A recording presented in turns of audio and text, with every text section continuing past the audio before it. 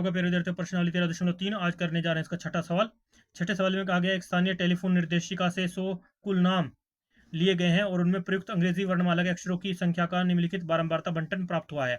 अक्षरों की संख्या 1 से 4 जो है, कुल नामों की संख्या 6 है, 4 से 7 कुल नामों की संख्या 30 है, 7 से 10 कुल नामों की संख्या 40 है, और 10 से 13 16 है, और 13 से 16 4 है, और 16 से 19 4 है। ये हमारी इसमें जो सवाल दिया है ना, 29 लिखा हुआ है, जो कि ये वहाँ पे 29 नहीं है, 19 है। तो इसको ठीक कर लेना आपको, क्योंकि कई बार एनसीईआरटी की बुकों में गलती की होती है।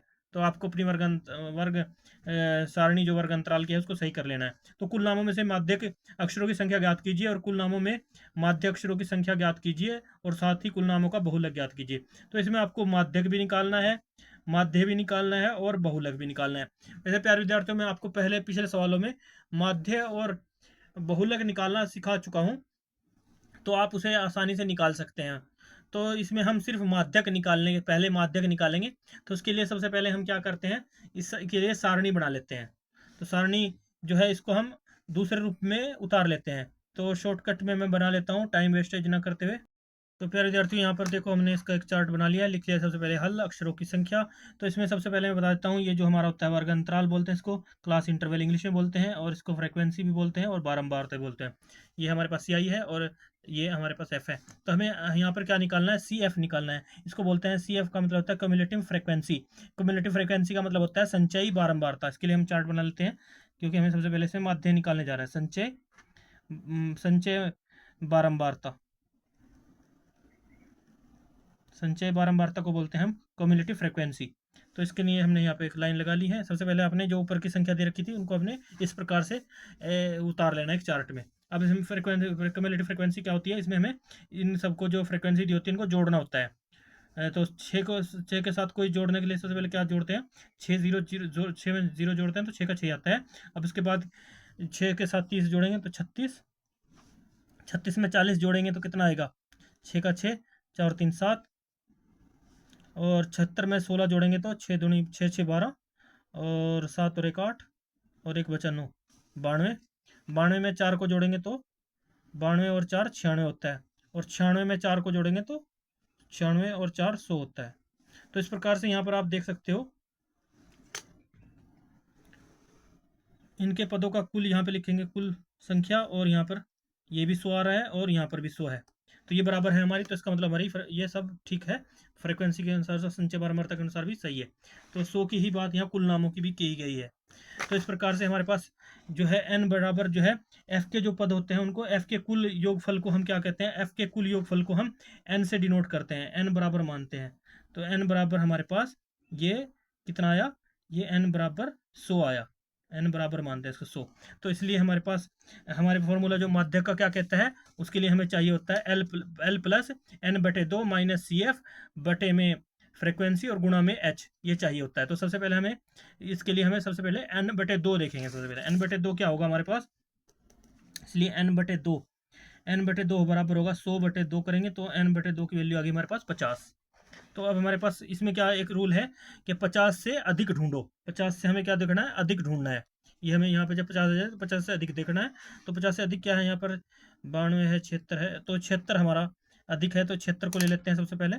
76 हमारा अधिक है 92 से, तो इसको ले लेते हैं 76 को। इसकी लाइन में हम सबसे पहले इस फ्रिक्वेंसी को निकाल लेते हैं, कौन सी वर्ग अंतराल में आ रहा है ये आ रहा पूरा। इसको ले लेते हैं। तो 76 को तो हमें ऐसे ही लेना है, सिर्फ समझने के लिए कि ये 50 से बड़ा है, लेकिन इससे जो कम है उसको जस्ट हम क्या लेते हैं, CF। उसको हमें CF मानना है। ये हमें रूल याद रखना है अपने माइंड में। ये हमारा CF आगे से, और इसी के सीध में जो फ्रिक्वेंसी है उसको हमें मेन फ्रिक्वेंसी लेना है, जो हमें फॉर्मूले में यूज़ करनी है। उसके बाद जो वर्ग अंतराल लेना है, ये है हमारा माध्यक वर्ग अंतराल होगा 7 से 10। ये 7 से 10 जो हमारा माध्यक वर्ग अंतराल आ गया। तो इस प्रकार से इनको मतलब लाइनिंग कर लेनी है। तो सबसे पहले फिर लिख लेना है हमारे पास n/2 हमारे पास आ गया। इसे लिखेंगे माध्यक वर्ग, माध्यक वर्ग जो हमें यहाँ पे वर्ग लिया है, माध्यक वर्ग कितना है हमारा 7 से 10। इससे हमारे पास क्या आ जाएगी, इससे हमारे पास फॉर्मूले के अनुसार जो हमारा फॉर्मूला कहता है ना, एल निकल जाएगी। इससे हम एल निकाल लेंगे तो एल क्या होगी हमारे पास, एल बराबर हो जाएगा हमारे पास लो लिमिट 7। तो एल हमारे पास 7 आ गई यहाँ पे। तो 7 निकाल लिया। इसी प्रकार से हमारे पास एच भी आप चाहें तो पहले एच लिख लेते हैं। हमारे पास ऐसे कम्युलेटिव फ्रिक्वेंसी लिख लेते हैं यहाँ पर एफ हमारे पास। CF कितना आया इसे बराबर करने पर, सी एफ बराबर हमारे पास आ गया 36, सी एफ हमारे पास 36 है। और दूसरा हमारे पास इसी प्रकार से मैंने फ्रिक्वेंसी कितनी है इसी की सीध में 40 आया। एफ जो फ्रिक्वेंसी लेनी है हमें वो 40 आई है। वर्ग अंतराल भी लिया हमने, फ्रिक्वेंसी भी ले ली। हमारे पास एच कितना बचेगा, एच का मतलब होता है हाइट। हाइट हमारी जो है निकाल लेते हैं लो लिमिट और अपर लिमिट के बीच में। तो 10 और 7 के बीच में कितना अंतर है, 3 का। तो ये अपर लिमिट है, ये यानी उच्च सीमा, और ये निम्न सीमा, घटा देंगे तो 3 आ जाएगा इस तरह से। तो इसके बाद डायरेक्ट हम माध्यक निकाल लेंगे, यहाँ पर लाइन लगा देंगे। इसलिए माध्यक का फॉर्मूला लगा के माध्यक बराबर कितना होता है, एल प्लस एन बटे 2 माइनस सी एफ गुणा में एच और बटे में जो हमने एफ जो मैंने फ्रिक्वेंसी ली है चुनने के लिए उसको लिखना है यहाँ पे जो हमने सेलेक्ट किया है। तो अभी इनका मान यहाँ पे लिख डाल देते हैं। इसलिए आगे बढ़ेंगे। एल का मान कितना है 7 प्लस एन बटे 2 कितना आया 50 माइनस यानी 50 के साथ माइनस कितना सी एफ कितना है 36 बटे में एफ कितना आया हमारा 40 और हाइट कितना आया 3। तो इस प्रकार से इसको लिख दिया यहाँ पर, सॉरी वो 3 दूसरी तरफ लिखा गया। तो हाइट इस प्रकार से 3 लिख दिया। अब इनको जो कटता है काट दो, नहीं कटता ना। तो ऐसे लिख लेते हैं 7 प्लस 50 में से 36 को घटाते हैं कितना बचता है 14, 14 गुणा 3 करते हैं, इस गुणा में चला जाता है 40 के बटे में है।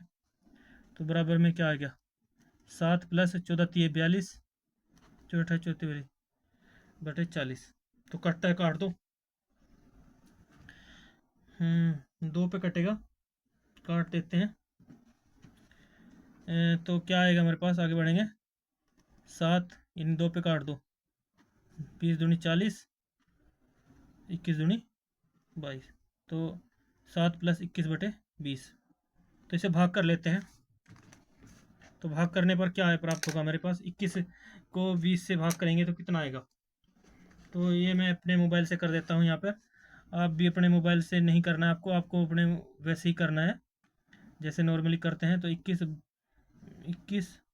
भाग 20 करेंगे तो हमारे पास 1.05 आ जाएगा। तो ये हमारे पास आ गया। आगे बढ़ने पर 7 प्लस 1.05। तो इस प्रकार से हम लिख देंगे। यहाँ पर हमारे पास जगह कम रही तो इसलिए लिखेंगे माध्यक क्या होगा हमारे पास, इसलिए हमारे पास माध्यक होगा हमारा। इसको जोड़ देंगे, 7.105 को जोड़ेंगे तो क्या आ जाएगा, 7 के साथ ही 1 जुड़ जाएगा, दशमलव साइड में रह जाएगी, 8.05। यही हमारा होगा आंसर। तो मिलते हैं नेक्स्ट वीडियो में, तब तक के लिए बाय बाय, जय हिंद।